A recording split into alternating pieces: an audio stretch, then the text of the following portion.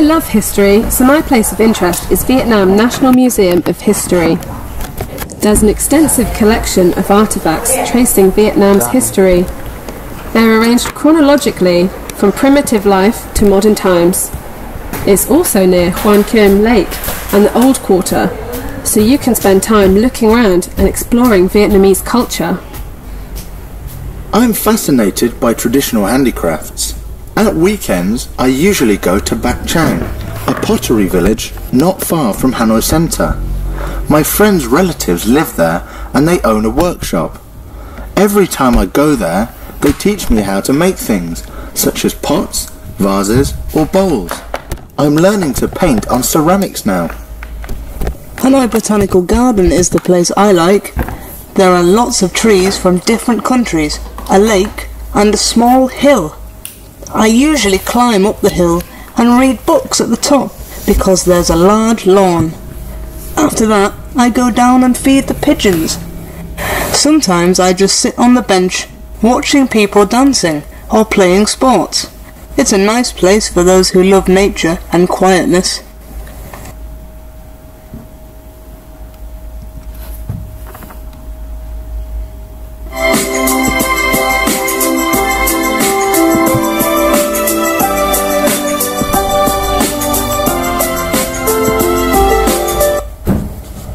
So, how many generations shared a house when you were young, Mrs. Ha? Well, unlike today, people of my generation mostly lived in extended families. Really? How many of you were there? 9. My grandparents, my uncle, his wife and kids, my parents and me. And did you each have a private room, like now? No, we shared most things, even the bedrooms and bathroom. I can't imagine. How about meals? Meal times were great because we could have time together every day. We talked about our day, problems at work, or things happening in the village. It sounds great. So, who did the shopping and cooking? Mostly my grandma. She was very hard-working and kind, caring and tolerant. Wow, you all must have been tolerant to get along so well. Yes, this is especially true when it came to decision-making. What happened then? We didn't always agree, but we learned to talk, listen and compromise. Our granddad made the final decision and we followed. Sounds fascinating.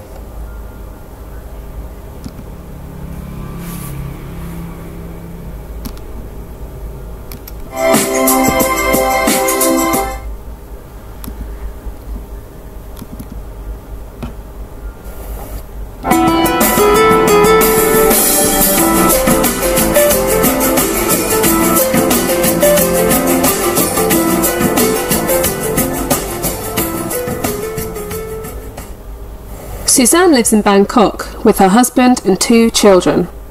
Her office is 7 kilometers away, but it takes her 2 hours to get there by car every day. Some cities have problems with pollution, crime, or bad weather. Here we have traffic jams, she says.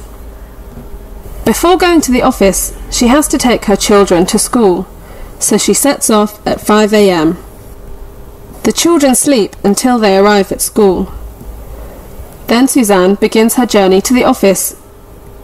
In the evening, the traffic is even worse. Traffic moves in the city centre at half a kilometre an hour. In rainy weather, it doesn't move at all. But why is it so bad? In the past, more people moved around Bangkok by boat. Now so many people have a car and there aren't enough roads in the city. The SkyTrain and Metro can help a bit, but they are limited in range and don't cover all parts of the city.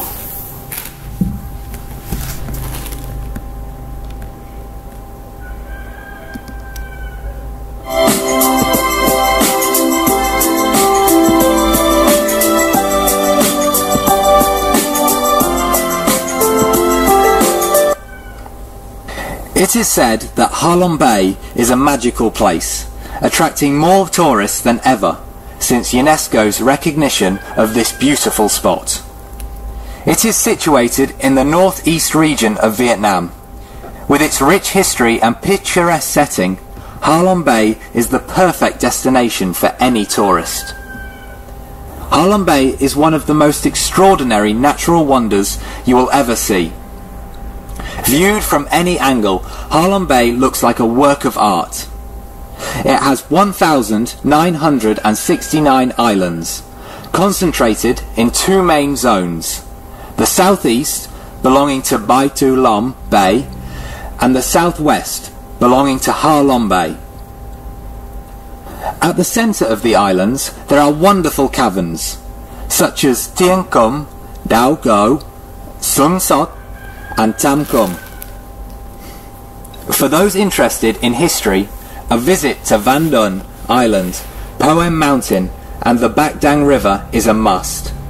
It is now known that Ha Long was one of the places where humans first existed. Don't miss out on a visit to Ha Long Bay. With its long history and astounding natural beauty, it is truly unforgettable.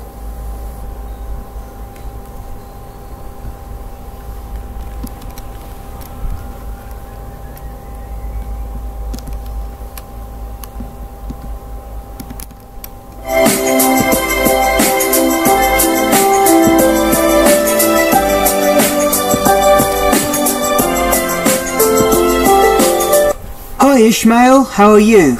Hi Jack, I'm okay, but I've got loads of homework. Me too. But would you like to come with us to the cinema tonight? Who's us? Me, Jamie, Nicola and Selena. Okay, and what's the film? We don't know. We can't decide. There's that new horror film, Light and Dark. No, I don't like horror films. Okay, well, there's a comedy about a school. Oh, no more school, please. What about a rom-com? Rom-com? You know, romantic comedy. Boy meets girl. Oh, what? Really? Oh, no! I hate romantic films. I like action. Well, there's a new science fiction film, Alien Attacks. Okay, I like science fiction. Let's see that. Okay, I'll ask the others if they like sci-fi. What time is the film? At 8 o'clock. Let's meet at 7:30 outside the cinema. Okay, see you later. Bye.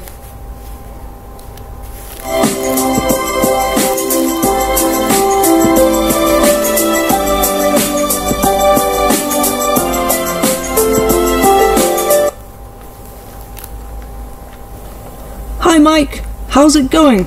Hi, I'm good, thanks. Are you still living in the same place? Yes, I'm still in that sleepy little town, but you know, I enjoy living there. It's quiet and everyone is friendly. I don't really like the city. I feel like a stranger here, and it seems kind of dangerous, especially at night. Well, I live here in the city, as you know. We live in an apartment downtown. The city is big, and it doesn't feel as safe as a small town like yours, but I think the people here are pretty friendly. My neighbourhood is like a small town, with its own stores, cafes and restaurants. And we can enjoy all kinds of entertainment, cinemas, museums. Okay, so then on weekends I should come into the city for all that. Okay, sure.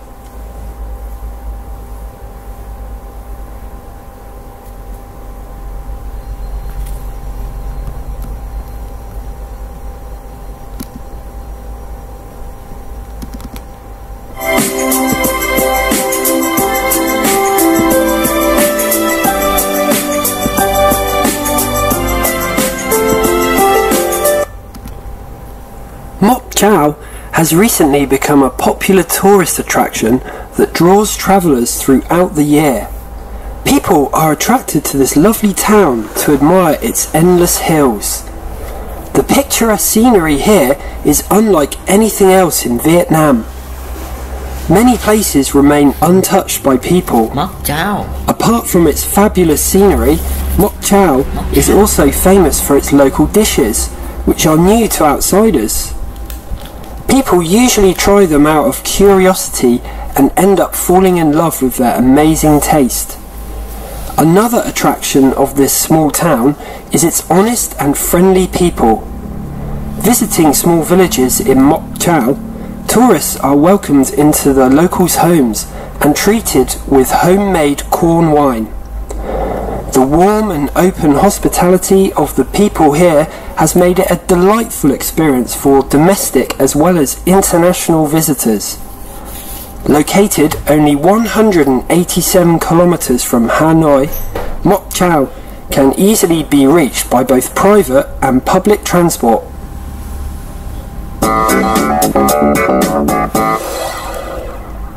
So, how do you like this work? Oh, very much. I feel like I'm living my teenage years again. So, how do you like this work? Oh, very much. I feel like I'm living my teenage years again. But really, it's great that I can help our dear readers in this way. Do you find it difficult to give advice? Well, yes. I take time to think of the best possible advice that I can give. I think it's most important that we put ourselves in other people's shoes. So it's about being able to empathise? Exactly. But even so, we also need to be very careful about how to put the advice into words. We need to be sensitive. It's not only about giving the best solution, it's also about helping the person get over the negative feelings. For example, I often use, "It might be a good idea to," rather than, "You ought to." Or perhaps, "I think you should," for me sounds much better than, "You must."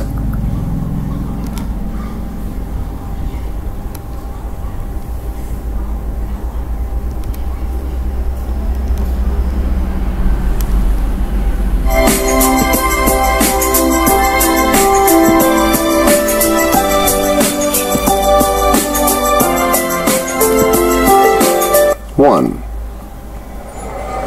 How are the pants, sir? I think they're too short. What do you think? Yes, I think you're right.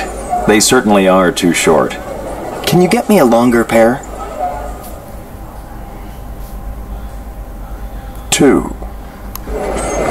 Do you like this blouse? Well, I think it's a little too big. I guess so. Yes, it is pretty big. You definitely need a smaller one. 3. Are the sneakers comfortable? Well, I think they're a little small for me. Too small? Let me find a bigger pair.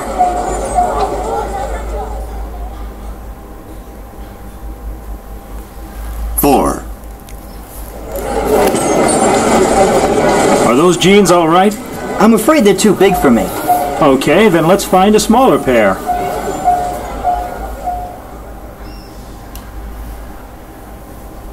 5. How does the t-shirt fit? Is it too tight? Do you have a looser one? 6. How do you like the sandals? Too big, I'm afraid. Too big? Let me find a smaller size.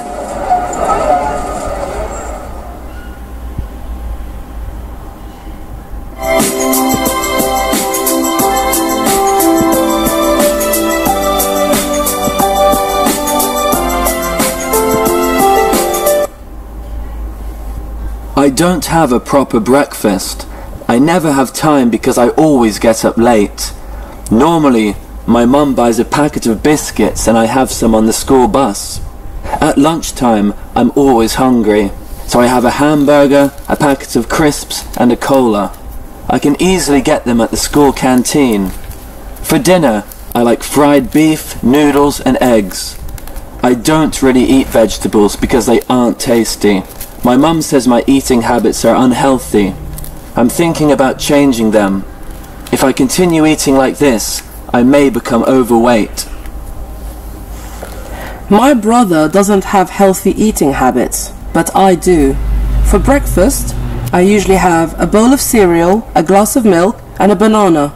It's important to start a new day with a good breakfast, so I tend to have nutritious things.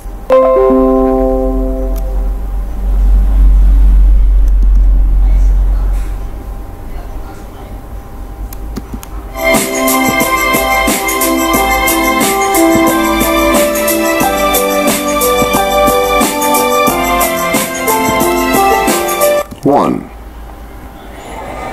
How are the pants, sir? I think they're too short. What do you think? Yes, I think you're right. They certainly are too short. Can you get me a longer pair? 2. Do you like? If I continue eating like this, I may become overweight. I like fried beef, noodles, and eggs. I may become overweight. Breakfast, so I tend to have nutritious things. I don't buy lunches, but I do. For breakfast, I usually have a bowl of cereal, a glass of milk, and a banana. It's important to start dinner. I like fried beef, noodles, and eggs. I don't really eat vegetables because they aren't tasty. My mum says my eating habits are unhealthy. I'm thinking about changing them. If I continue eating like this, I may become overweight. My brother doesn't have healthy eating habits, but I do. For breakfast, I usually have a bowl of cereal, a glass of milk, and a banana. It's important to start a new day with a good breakfast, so I tend to have nutritious things. I don't buy lunch at school. Instead, I prepare my lunchbox with 2 slices of bread, a boiled egg, and salad. Sometimes my mom makes sushi for my lunch. In the evening, my mom and I cook dinner. My favorite is steamed fish. Lean grilled chicken is also a dish I like for dinner.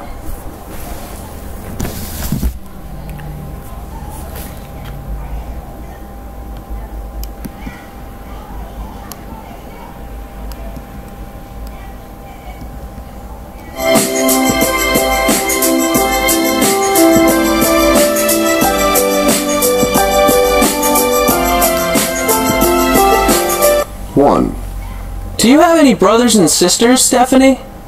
No brothers. I wish I did, but I've got 3 sisters. Really? Yeah, and I'm the youngest. Poor you. 2. Tell me about your family, Donna. Well, I've got one brother. He's older than me. What does he do? He's a student. And I've got 2 younger sisters. Wow, you have a big family. 3. Do you have any brothers or sisters, Bob? Just one. My sister, Anna. Is she older than you? Yes, she is. She always bosses me around. 4. Tell me about your family, Rosie. Well, I come from quite a big family. I've got 2 brothers, both of them younger than me. Really? Do you have any sisters? Yeah, I have one older and one younger sister. You're lucky. I wish I came from a big family.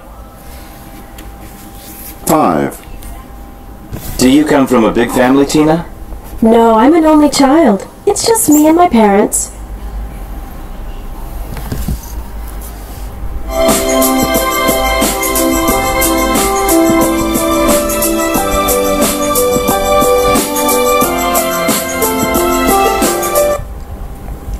I went to a village school. In fact, there was only one classroom for 15 students of different ages, both boys and girls, and one teacher who taught everything. The school didn't have a name, so we just called it our school. We used to walk to school. Some children went barefooted. At school, we learnt to read and to write. We also learnt a little maths and history. There were no science lessons, and we didn't have exams either. Although our school was small, it had strict rules. We had to behave ourselves. We stood up and bowed to greet our teacher at the start of every lesson. We could talk only when we were allowed to.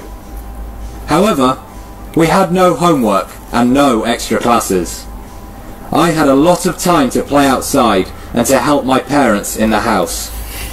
I loved my school and those school days.